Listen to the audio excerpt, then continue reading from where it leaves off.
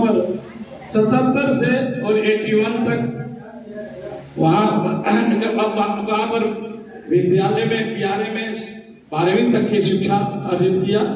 इसके बाद हंसराज महाविद्यालय दिल्ली यूनिवर्सिटी से ही मैंने हिंदी ऑनर्स का किया और आप लोगों के आशीर्वाद से 84 में दिल्ली विश्वविद्यालय में टॉपर रहा हूँ। वहाँ का विश्वविद्यालय पूरे ऑनर्स संकाय को सभी समस्त पूरे विश्व में प्रथम स्थान मुझे प्राप्त हुआ। सरस्वती अवार्ड भी विश्वविद्यालय में दिया गया। ये इस धराधाम का आशीर्वाद है, मेरा कोई कुछ भी इसमें मेरा कोई देह नहीं है।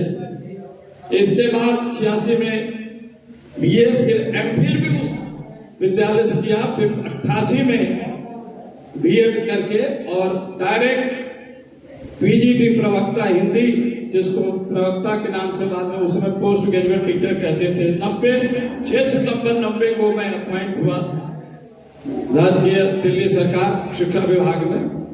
और संक्षिप्त रूप से 2006 में वाइस प्रिंसिपल 16 साल में वाइस प्रिंसिपल पद पर प्रोन्नत हुआ और इसके बाद 6 साल में ही 17 जनवरी 2012 को मैं क्लास 1 ऑफिसर राजपत्रित यूपीएससी के द्वारा फाइल जाती है हम लोगों की, वहां से क्लास 1 ऑफिसर राजपत्रित अधिकारी में प्रिंसिपल सीनियर सेकेंडरी स्कूल का वहां से अपॉइंट हुआ। और आप सबके शुभकामना, आप सबके हार्दिक शुभकामना, इस विद्यालय की धरती के आशीर्वाद से 31 जुलाई 2022 तक उसी पद पर 10 साल 5 महीने 17 दिन के आसपास हमने उस कार्य करके वहां से सेवानिवृत्त हुआ।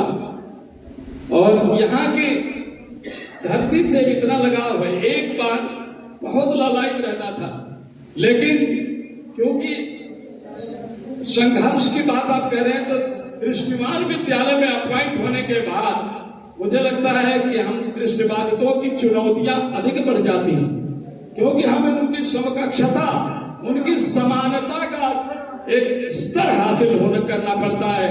उनको ये न लगे कि ये नहीं ये कर सकते, ये नहीं कर सकते। तो आप सबका आशीर्वाद ही है कि 16 साल मैंने इंटर कॉलेज के विद्यार्थी 11वीं 12वीं वालों को पढ़ाया और 16 साल ही एडमिनिस्ट्रेटिव जॉब में वाइस प्रिंसिपल से ही प्रारंभ हो गया, वहां भी शिक्षण करता रहा। और 12 पीरियड्स जो क्लास 1 के लिए होता है वो भी मैं लेता रहा। तो कहने का अभिप्राय है कि आज भी जिस विद्यालयों में दिल्ली सरकार के द्वारा उस विद्यालय को सर्वोत्तम विद्यालय का पुरस्कार भी मनीष सिसोदिया जो डिप्टी सीएम उस समय थे, अब तो जैसा भी है, तो उनके द्वारा प्राप्त हुआ। तो कहने का अभिप्राय है कि कम लोगों को इस तरह की ख्याति, इस तरह की, तो वो इसका अपना हमारा कुछ नहीं होता है, वो सब इस विद्यालय की धरती का, हमारे गुरुजनों का मैं अभी भी स्मरण करता हूँ और इस धरती पर आने के बाद प्रणाम करता हूँ हृदय से उन दिवंगत गुरुजनों को।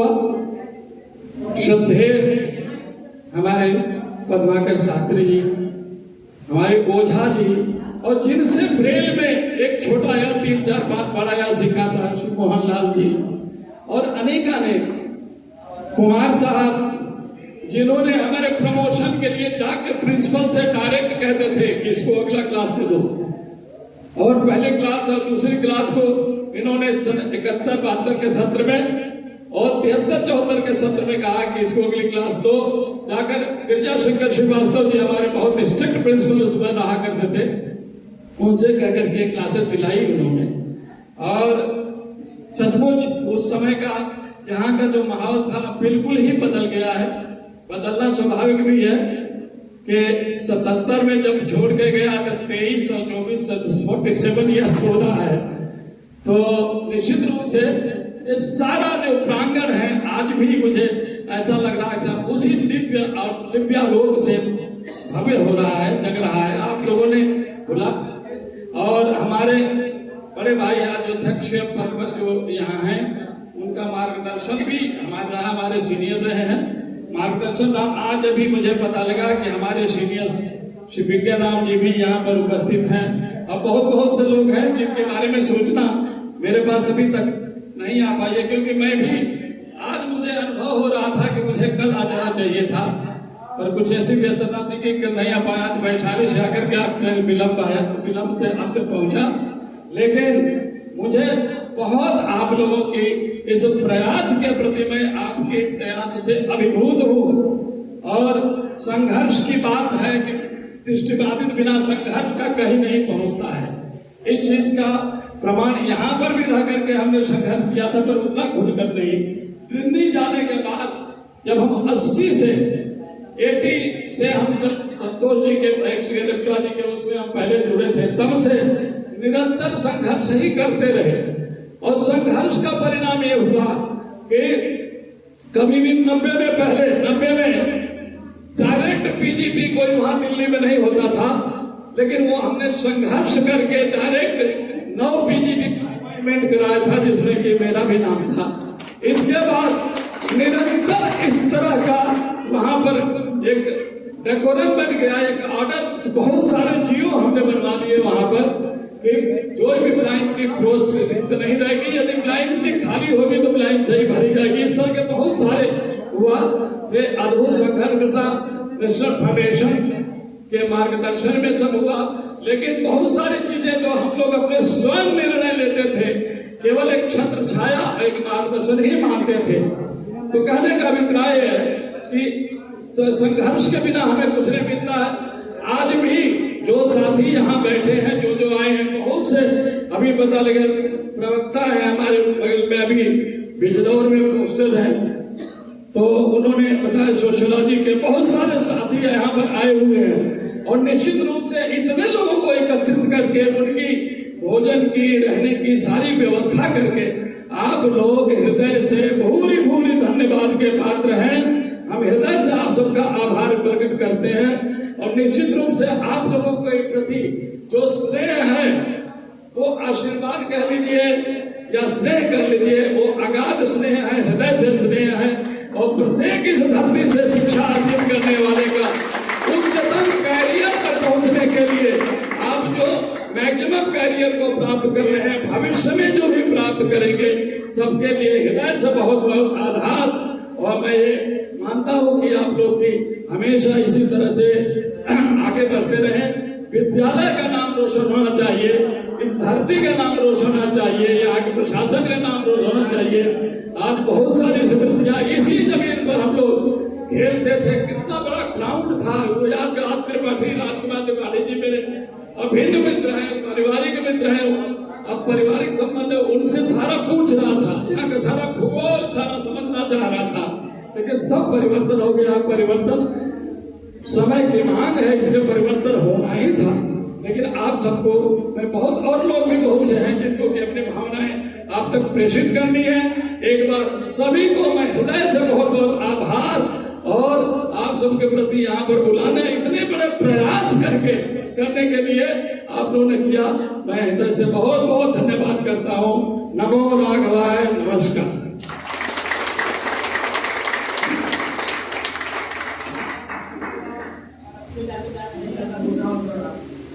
बहुत बहुत धन्यवाद सर। मित्रों, ये आज के कार्यक्रम का प्रथम पहर के अंतर्गत जो कार्यक्रम, यानी पहला चरण था आज के कार्यक्रम का। अभी मध्याह्न भोजन के लिए इस कार्यक्रम को रोका जा रहा है। अभी परिचय आदान प्रदान करने का श्रृंखला जो है चलेगा। अभी बहुत कुछ हमारे बड़े भाई मनोहर जी बताएंगे आपको। एक व्यक्तिगत आग्रह करना है आप सभी से कि जो भी साथी कई सारी चुनौतियों का सामना करने के पश्चात भी यहाँ तक पहुंचे हैं, क्योंकि मैं जानता हूँ दृष्टिबाधित की यात्रा होती तो है लेकिन इतनी सरल नहीं होती है। और आप यहाँ आए हैं तो यहाँ की जो जिम्मेदार समिति है उसने आपके लिए सभी प्रकार के प्रबंध किए हैं। खाने पीने रहने का सब बढ़िया प्रबंध है। जैसे हम भोजन आपको परोसते हैं या परोसवा रहे हैं, जिनसे भी किसी को कुछ नहीं मिल रहा है या लेट हो गया है, कोई दिक्कत इस तरह की प्रॉब्लम हो सकती है, तो आप सबसे आग्रह है कि आप हाथ उठा देंगे या बोल देंगे, बता दीजिएगा कि क्या दिक्कत है, आपको क्या चाहिए, आपको कहाँ जाना है, किस चीज से आप अनकंफर्टेबल महसूस कर रहे हैं। अगर हमें पता चलेगा तो हमारी पूरी टीम जो आपके बीच की ही है, हम आपकी समस्या का पूर्णतः समाधान निकालने का प्रयास करेंगे, ठीक है ना। हमें ये जरूर पता चले कि आपको दिक्कत क्या है, ठीक है ना, क्योंकि हम में से बहुत कम ही है जो दृष्टिमान है, तो हमें देख करके तो कुछ समझ में आएगा नहीं जब तक आप बोलेंगे नहीं, ठीक है ना। तो सारी चीजों का व्यवस्थित क्रम में प्रबंध है, यहाँ पर आपको बताना है और उसका उपभोग करना है। हाँ, इसके बाद भी समय के हिसाब से या तुरंत जैसा आपने डिमांड किया तुरंत नहीं मिल पाए इस तरह की, या कोई सामान्य त्रुटियां हो सकती हैं जिसके लिए हम पहले से क्षमा प्रार्थी हैं। हाँ, लेकिन तहे दिल से चाहेंगे कि आपको किसी प्रकार की कोई दिक्कत का सामना न करना पड़े। अब मनोहर जी कुछ कह रहे हैं, उनको 2 मिनट सुन लीजिए, फिर भोजन अवकाश का ब्रेक है। मैं डॉक्टर मनोहर लाल कुशवाहा इस कार्यक्रम का पहला सत्र के में शामिल होने के लिए सभी अतिथियों का धन्यवाद अर्पित करता हूँ। सभी प्रतिभागियों एवं कार्यक्रम संचालकों तथा इसे कार्यक्रम को क्रियान्वित करने वाले सभी व्यक्तियों को हृदय से आभार व्यक्त करता हूँ। इस कार्यक्रम के पहले सत्र को समाप्त करने, पूर्ण करने में, सफलतापूर्वक संपन्न करने में आप सबका महत्वपूर्ण योगदान हुआ, जिसके बदौलत यह कार्यक्रम भोजनावकाश तक पहुंच चुका है। यह कार्यक्रम आगे का अनवरत जारी रहेगा। शाम 4:30 बजे से अभी भोजनावकाश की घोषणा की जाती है, लेकिन आप लोग सभी लोग एक साथ भोजन के लिए नहीं जाएंगे। आप सभी लोग अपने अपने कमरे में चले जाएंगे, आराम करेंगे, और जैसे भोजन के लिए सूचना उधर से प्राप्त होगी, आप सब भोजन के लिए मेस के कैंटीन हॉल में पहुंचकर भोजन प्राप्त करेंगे। हमारी संख्या ज्यादा है और सीटिंग प्लान की जो व्यवस्था है वो कम है, इसलिए 2 से 3 शिफ्ट में हमारा भोजन होगा। भोजन की कोई कमी नहीं है, आपके धैर्य की आवश्यकता है। आप लोग धैर्य से भोजन करेंगे और अपने कमरे में अपने में आराम करेंगे। शाम चाय के बाद 4:30 बजे इस कार्यक्रम को पुनः प्रारंभ किया जाएगा। तब तक के लिए आप सबको धन्यवाद। 2 बजे से भोजन है।